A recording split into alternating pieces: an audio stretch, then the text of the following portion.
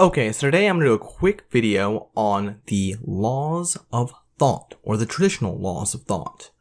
Now, these laws have quite a history. They date all the way back to Plato, in ancient Greek times. And what the laws are, or let me see, their purpose, rather, is to help us think truly, that our thoughts will accurately reflect reality.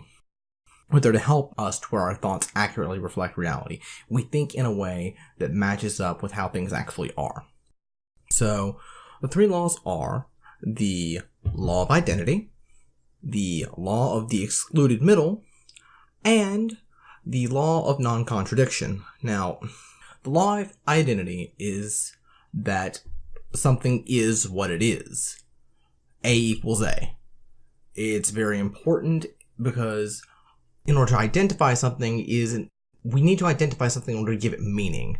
If we don't have any meaning behind something, then we can't know anything at all. And that's what these laws are actually here for. It's to help us develop knowledge. They're axioms. They are sort of the foundations for all of our knowledge henceforth.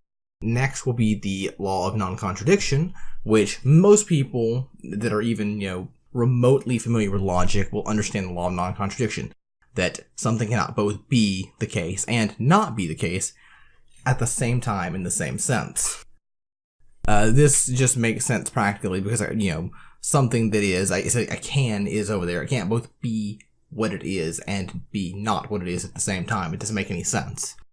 And then lastly, the law of the excluded middle.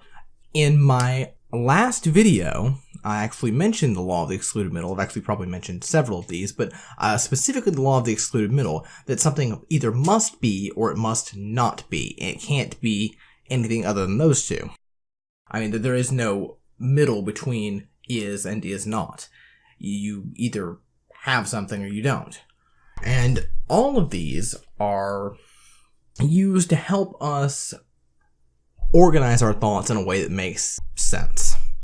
Now, you've got some debate between different philosophers as to whether or not these are all applicable. In fact, let's see here. What school of philosophic thought? There's a certain school of philosophic thought which rejects the law of non-contradiction. I believe that it is let me just do a quick check on Wikipedia here.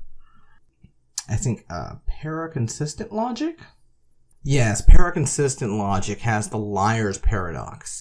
Now, the liar's paradox is basically a statement that says, this statement is a lie. And they're saying that that is illustrating some sort of contradiction because it's both true and not true at the same time, because it, in order for it, if it is true, then it is also a lie, and so on and so forth.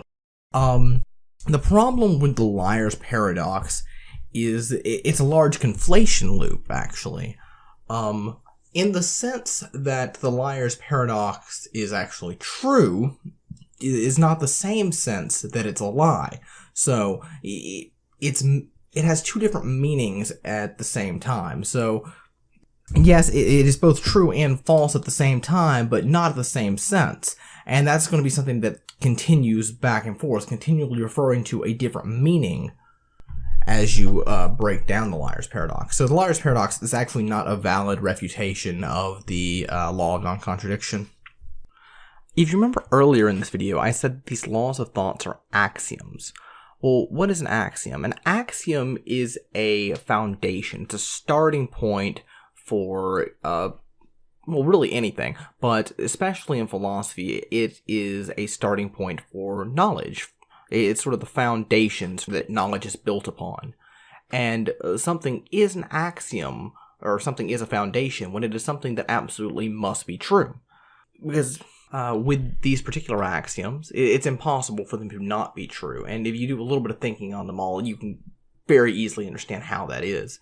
One other axiom, which is sort of made famous by Socrates and his famous contradiction, that the only thing I know is that I know nothing. It doesn't take a genius to figure out that sounds kind of ridiculous, doesn't it? In order to know that you know nothing would mean that you have to know something. You're contradicting yourself. So it's impossible for you to know that you know nothing. So from that, we can sort of derive that it's axiomatic that we do know things. Okay, so in summation, we've went over the 3 laws of thought, or the traditional laws of thought, which would be the law of identity, the law of non-contradiction, and the law of the excluded middle.